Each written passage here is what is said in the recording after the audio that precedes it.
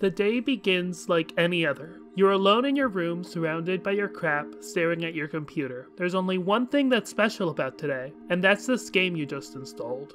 Today is this game's global launch day, and you and your closest friends just decided to try it out and see what the deal is. One of those friends just connected to you. This game comes with 2 game modes. Your friend is the server, and you are the client. You already traded jokes about who was getting served, but yikes. Google Maps is getting creepy, because your friend's screen now gives them a full view of your house. Zooming in even lets them see inside and, oh Christ. They just clicked on something and tore your toilet out of the floor. It turns out you just signed up to be the helpless victim to your friend's Sims game. They can expand your house and move furniture around, and this is quickly getting ridiculous. Whatever this game is building to had better be good. They drop some huge machines in your house, and you have to work together to figure out what they do. Pretty quickly, you manage to open this one up, and at this point you notice it displaying a timer ticking downwards. You might not know it yet, but this is a countdown. The game is letting you know there is now a meteor en route to your house.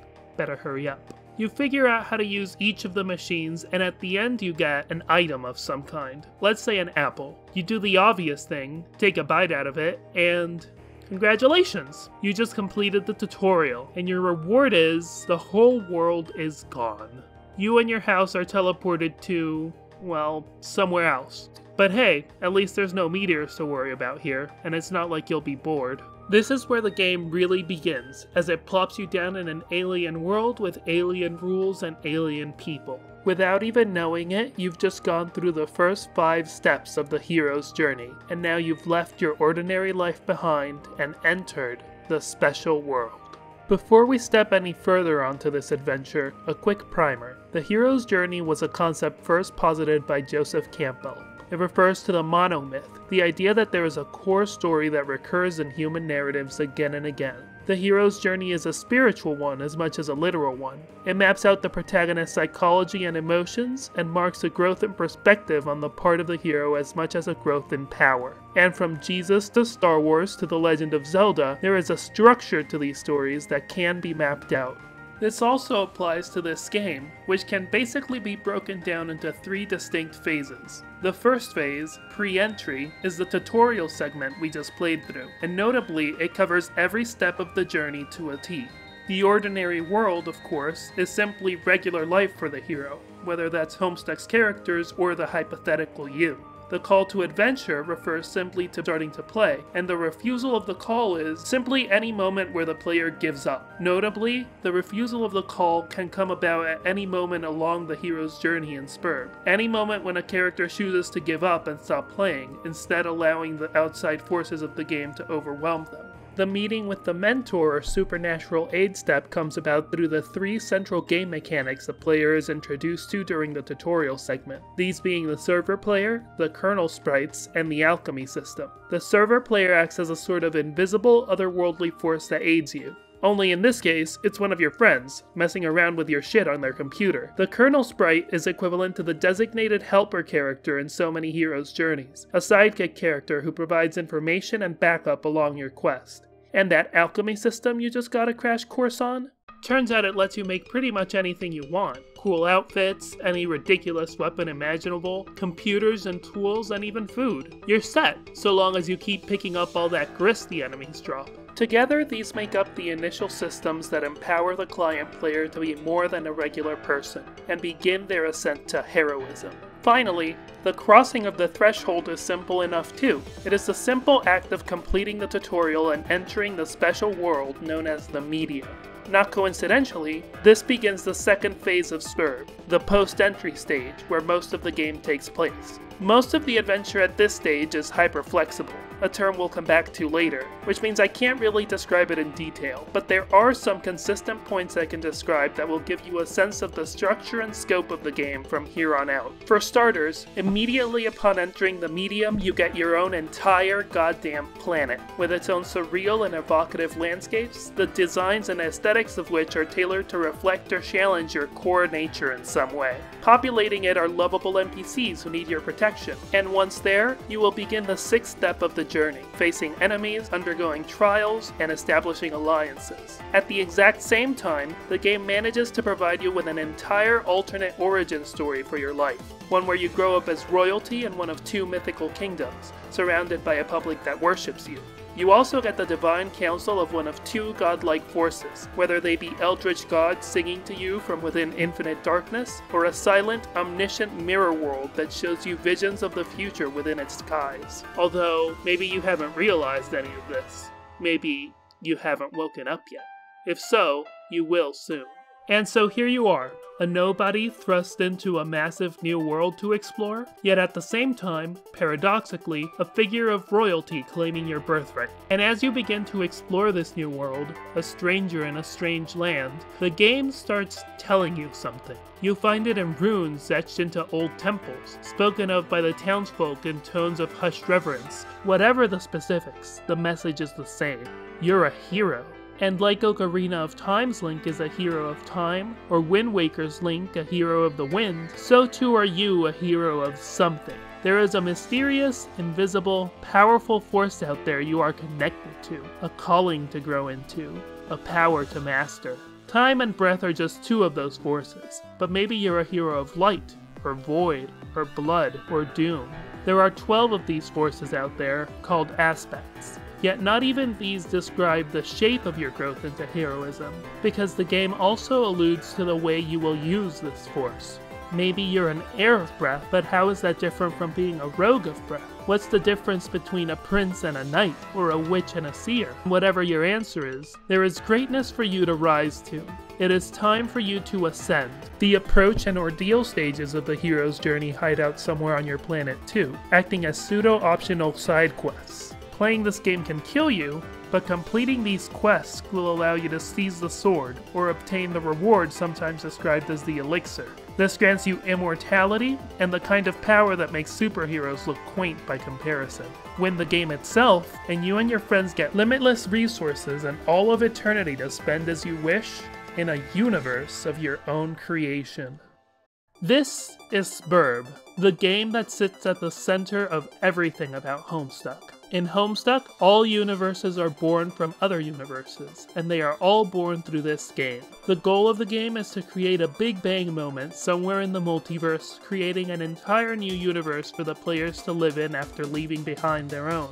It's a system of reproduction on a macrocosmic level. It's also an attempt to imagine the ultimate video game, a game that is perfectly immersive, incredibly responsive, and always deeply personally meaningful. And the fantasy it presents is both immensely appealing and uniquely designed for self-insertion. This is because Sburb is presented as a sort of procedurally generated game that makes clever use of 2 extremely powerful concepts. The first, of course, is the hero's journey. The game is designed such that it provides each player with their own unique Legend of Zelda-esque adventure. The second is the variety of systems the game uses to personalize the adventure, all of which center around a different unifying principle: hyper-flexible mythology. The term hyper-flexible mythology was actually coined by Andrew Hussey himself, and later generalized by critic Sam Keeper. You may not have heard it before, but you've certainly seen it in practice. If you've ever wondered what Hogwarts house you fall under, or considered what kind of bender you would be, you know what I'm talking about. Hyper-flexible mythologies are mimetic systems that provide a set of lore rules for any given fictional universe. What they represent at their core is a set of parameters consistent enough to provide clear guidelines for world building, but vague enough to allow for plenty of personal creativity that still feels justified according to the universe's rules. They are writing tools that make fandom engagement with the canon and communication between fans easier. Steven Universe and Pacific Rim both feature hyper-flexible mythologies that include relationships, meaning they ask us to consider questions like what characters are compatible in a given cast and why? What would entities that represent their combined powers and personality traits look like, and what would they be able to do? How do their aesthetics mesh? Their ideals and drives clash? These are the questions that power crossover speculation when people consider fusion or drifting, and they all center around character dynamics. Both Bender types and Hogwarts houses contrast this, in that they focus on intrinsic parts of each character's nature. The focus isn't character dynamics, but character analysis. Toph being stubborn and steadfast is weightier in the viewer's minds because Earthbenders are, from the lore of the universe, stubborn and steadfast. Aang resolving his battles while avoiding conflict as much as possible synergizes with Airbender ideals of non-aggression and peacefulness. But here we run into the limitations of both of these examples. The things that they're grounded with are some pretty vague ideas that are presented as intrinsic to their nature as people, but specifically in a way that lets them fit into a particular cultural background or structural system organization. These systems are prescriptive. In the same way dictionaries are prescriptive when they decide how languages should work, these mythologies prescribe a vague categorization imposed on a person's identity from the outside world. Although there is some choice. The Sorting Hat takes choice into account to some degree, and in Avatar's world we see choice through bending specialization. And just as most dictionaries consider themselves descriptive, so too does Sburb. That means, rather than functioning primarily as a vector to describe how characters fit into a prefabricated system or world, Sburb's hyperflexible mythologies build up a prefabricated system that functions as a vector to describe who the characters are intrinsically.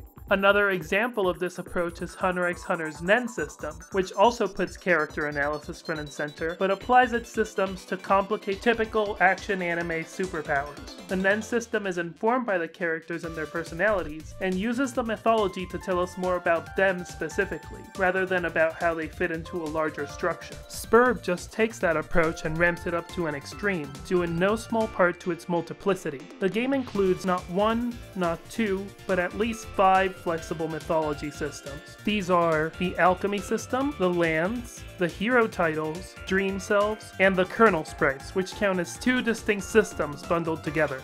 In short, the design of Sburb doesn't just provide a framework to let you imagine how you fit into its world, but also how that world might shape itself around you. Your strengths and weaknesses, your hopes and fears, your ideals and convictions, and the aesthetics and forms of expression that you value. How it executes this will be explored in more depth in the coming videos, but for now we're going to skip way ahead and focus on the phase of the game that ensures it is ultimately a co-op effort, and the final phase of Sburb, the Reckoning, or, if we're adhering to the hero's journey terms, the Return Threshold. This is typically the final stage of conflict in the journey, and marks a final battle after which the hero is allowed to return to the ordinary world. In Sburb terms, that basically means it's the final boss. Players of Sburb are meant to receive a considerable amount of time to complete their game session, but there is a time limit. This in-game clock comes in the form of a game of chess that plays out endlessly between the forces of destruction and creation, the black and white pieces respectively. As the players enter the game, their input evolves the game of chess, known as the battlefield, until it becomes a full-scale war, featuring bioengineered members of a species named Carapacians. These are NPCs that fill a variety of roles in both armies. While Sburb produces pretty much the same Carapacians for each session, only some of them will rise to prominence in any given game.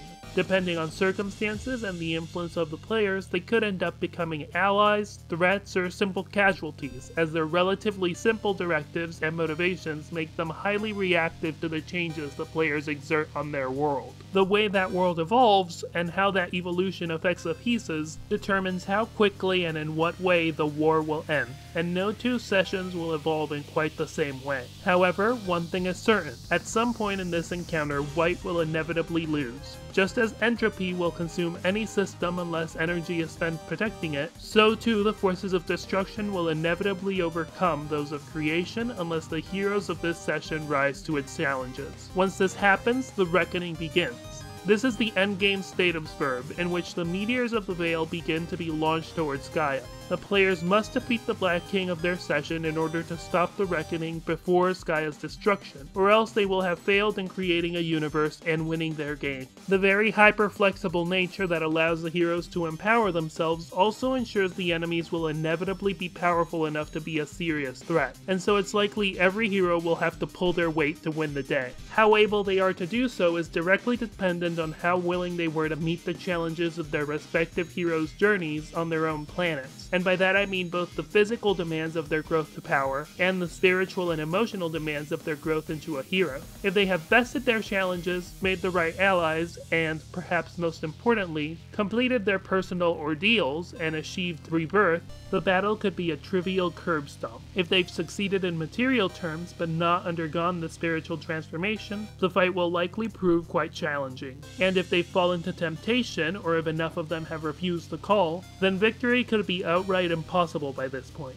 Everyone has an important job to do. This is the core conceit of Sburb, and as you'll notice, it is deceptively simple. All of Sburb's complexity comes about in the form of its hyperflexible systems, most of which function like a mix of mathematical equations and literary poetry. In the next few episodes, we'll explore the first 3 of these concepts players are introduced to: the server player's building mechanics, the kernel sprite, and the Sylladex and alchemy system. After that, we should be equipped to understand exactly how any given session will work in closer detail, and we can cover things like planets, the 2 kingdoms responsible for this war, and the hero's mythological roles. In the meantime, what do you think? Is Sburb's hyperflexible fantasy appealing to you on a first glance? Let me know what you think in the comments. If this video left you hungry for more, I might suggest you check out TechZed's excellent video breaking down Homestuck's world building from a computer science perspective. It's a great watch, and the fact that we can cover basically the same material while maintaining such starkly different focuses is fascinating to me. Likewise, to longtime fans I suggest checking out Storming the Ivory's book on Homestuck's themes, titled A Bodiless and Timeless Persona. I'll leave a link to it in the description for those of you interested.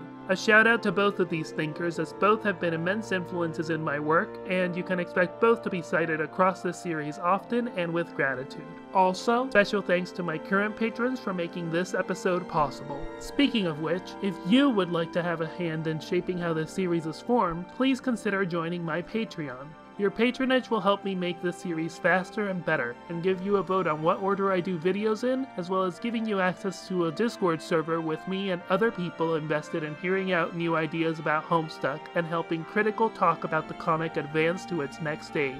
If you can't afford Patreon yourself, be aware that higher tiers of patronage will allow others to invite friends into the server and give them votes on the project too. So just spreading the word about the project is also a great way to get involved. You can also like, share, and subscribe to keep track of this project to get more interesting videos like this one in the future. Thanks for watching, and I'll see you again soon.